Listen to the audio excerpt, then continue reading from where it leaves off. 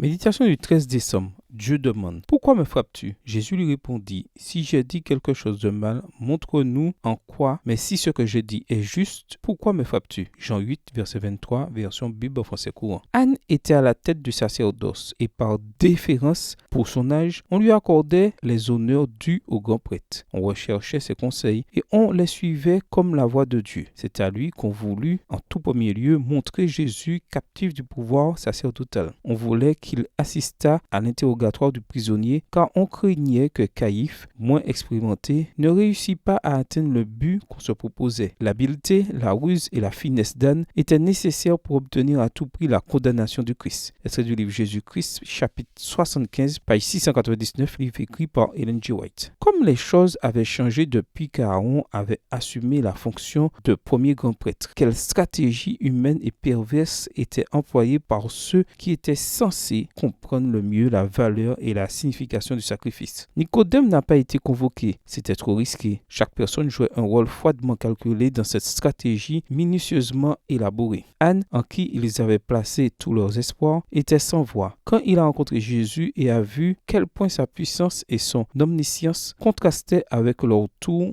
infructueux. Un des officiers a frappé Jésus. Jésus n'a pas posé cette question avec mépris ou malice, ni dans le but d'humilier ou de provoquer davantage son agresseur. On peut apprendre beaucoup de ce bref moment de la vie de notre maître. Il aurait pu démontrer sa puissance et anéantir tout le monde à ce moment-là. Mais il n'était pas venu pour cela. C'était très clair pour lui, si bien qu'il a accepté la situation et qu'il a continué à enseigner avec des gestes et des mots. Par amour et conviction, il a enduré les mauvais traitements des personnes même qu'il était venu sauver. Il est possible qu'aujourd'hui tu sois entre les mains de personnes qui se croient supérieures, qui ne te traitent pas avec le respect que mérite un enfant du roi de l'univers. Notre devoir n'est pas nécessairement de nous humilier au maximum et de recevoir tous les coups et les mauvais traitements. Nous pouvons sur le même ton et avec le même objectif que Jésus nous faire entendre non seulement pour nous défendre, mais aussi pour faire cesser une situation anormale et blessante. Cela peut se faire avec amour tout en dénonçant l'injustice. Demande à Dieu la sagesse et le tact dont tu as besoin aujourd'hui. Fais en sorte que les deux parties puissent être sauvées, avec tout ce que cela implique. Bonne journée à toi et que le Seigneur te bénisse.